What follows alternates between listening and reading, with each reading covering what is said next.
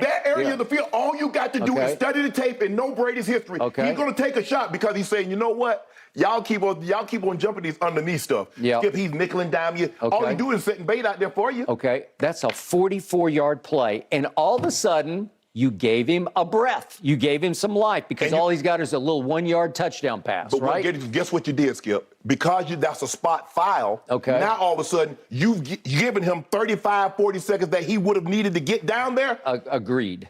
And it just happened like that, and all of a sudden I sat back and said, wait a second. I said this. Wait a second.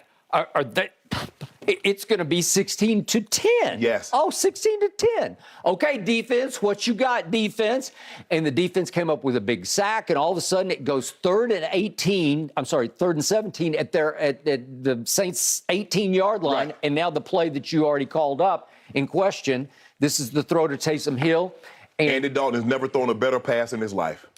Skip, you can't throw it any better. Can't throw it any better than this. That thing got GPS tracking on it. When it hit his hands, I thought game over because they're going to eat clock here. They might just go score. Even if they got 3 more points, the game is going to be over at that point.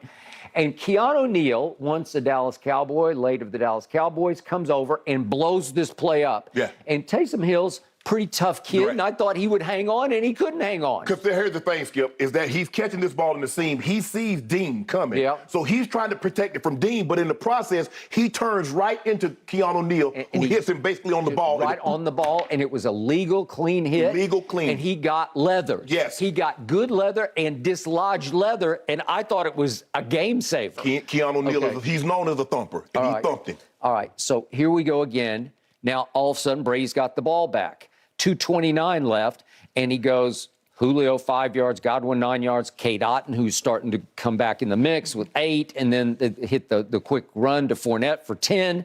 And yet all of a sudden it comes down to 3rd and 6 at the 27-yard line. This is with 59 seconds left. Mike Evans actually waves out of the game. I don't know if he's gassed. I don't know if something was nagging on him or something. Probably gassed at that point. He runs out, and guess who little number 10 says, oh, I'm up. And he runs into the huddle. He's kind of late to the huddle, and it's 3rd and 6. This is like a pretty crucial play with under a minute left in the game. And he goes to little Scotty on a little slant and hits him right in the hands with a little rifle shot, and Scotty hangs on to it. Scotty's known to drop these occasionally, and he went up and clutched it into his bosom, and that was that, right? That was a huge play in the game. You could argue it was a game saver to, of all people, little Scotty Miller. Then Julio rises and shines, and this was not Brady's best ball because this is the one ball in the late going that was a little off target because I think he wanted a back shoulder, and now we're down to the touchdown.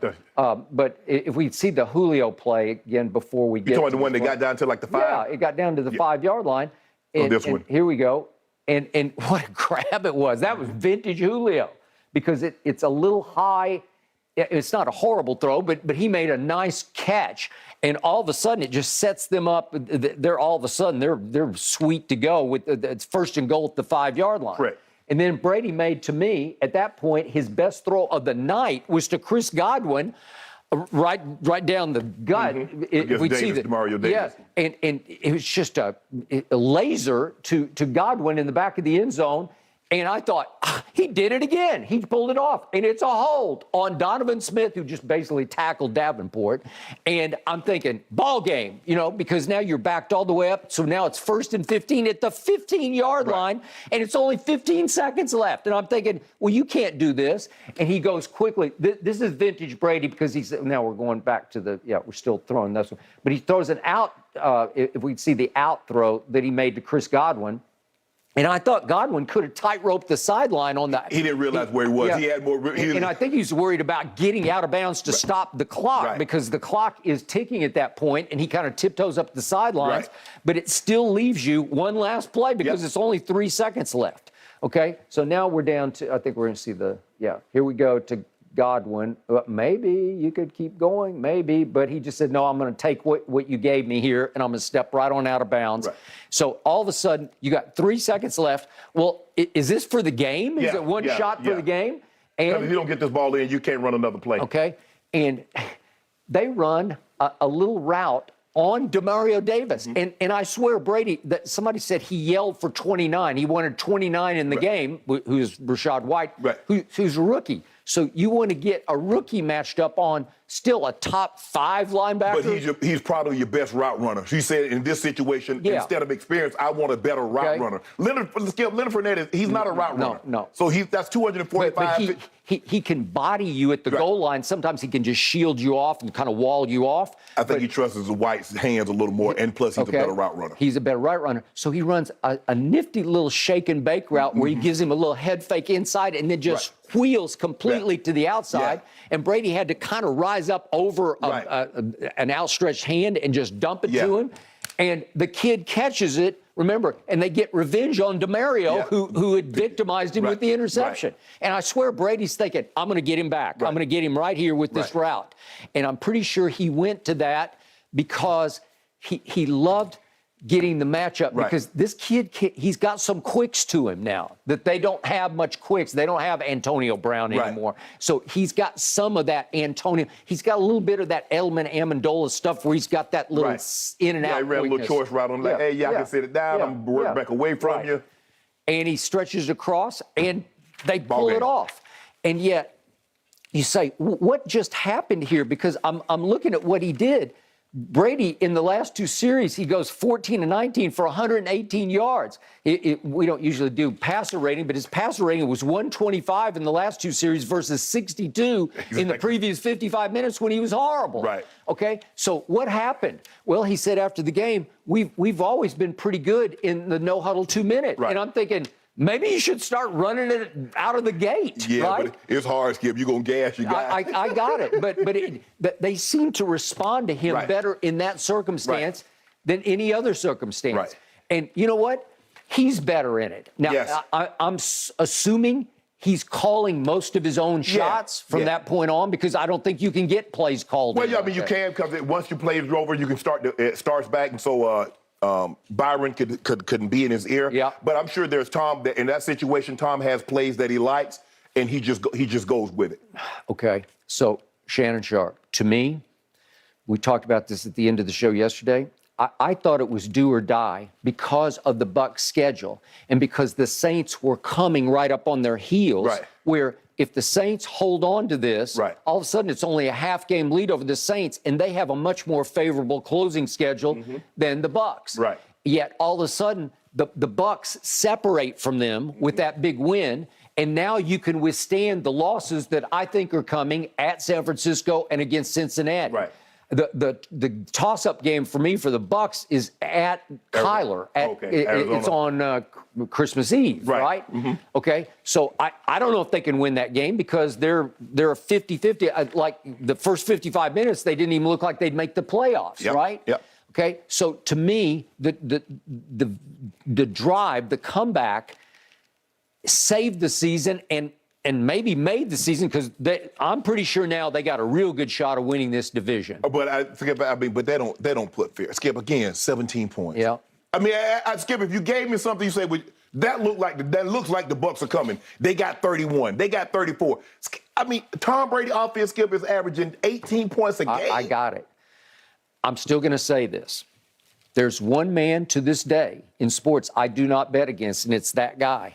And he still has a chance. I keep saying, are they going to ever get it together? Remember, they're playing last night without Christian Wirfs at right tackle, and they got 2 new guys at left guard and center. And there's a chance that Ryan Jensen's going to come back. They're still being mysterious about this, but he might come back to play center because he did not have knee surgery. He's got a knee issue, but he did not have surgery to my knowledge. And they are not ruling him out to come back at some point later in this year. It looks like the 5 seed is going to be either the Eagles or the Cowboys. I don't think the Eagles or the Cowboys are shaking in their boots to play that team. You're probably right, except last night, I'm going to remind you again, there's no Cameron Brake because he had some illness or sickness. There was no Antoine Winfield, who's the quarterback of their defense. There was no Mike Edwards. Skip. There was no one of the other. Murphy Bunting didn't play. But Skip, their issues isn't on the defensive side. I got it. It's the offensive side. They can't produce points. They struggle. It's a struggle for them to. Think about it. It took them 59 minutes and 57 seconds to get to 17. Yep, I got it. But in the end, they still have Brady. And I know you don't see it this way, but for me, it's still a privilege to watch this guy operate, because in the history of sports, in the history of me watching team sports, I've never been able to see a guy play at age 45 at this high of a level, because he's still playing on occasion at an extremely high level. No question. Right? It's just harder for him to do it with greater frequency. He's not doing it with the frequency he used to. Right. But it's still hard to write them completely off, because he still looks like Tom Brady. Like, I know you don't watch before the game, but Steve Young was just on ESPN, was just raving about watching him rip throws, 30-yard out routes. Right. His arm looks fine to me. His quickness of release still looks fine to me. Does he see ghosts? Does he flinch a little bit more in the pocket? Yeah, he's just trying to stay upright and stay healthy. But if he does stay healthy, they still have the ability to take off as a football team. Skip, I just haven't seen it from there. I believe their defense, they still have a championship caliber defense, but I have not seen the consistency enough offensively. Skip, he's 6.4 yards per attempt. That's 31st in the NFL. He's 13th in completion percentage. So even though, Skip, he's nickel and diming, he's still not getting the completion percentage that you would think for someone throwing short routes. Yep. And his QBR, he's just slightly above average. He's 52.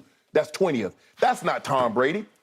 No, but that was Tom Brady at the end of the game. Oh, yes. But here's the thing, Skip. I don't believe that the Cowboys will self-inflict themselves or commit penalties that would keep drives alive. But I do not believe that you'll be able to score 17 points in the playoff game and beat the Eagles or the Cowboys. And that seems to be, that's where it's trending, that's who they're going to play. They'll be the 4 seed, and the loser of the NFC East will be the 5 seed. Okay. I got one last point and one last bouquet to throw to Todd Bowles. There was another crucial point early in the fourth quarter when Brady wanted to go for it on fourth and 10. It was 4th and 10 in his territory. Right. And Brady said, let's just go. Because he stayed out there. Well, he's frustrated, and he said,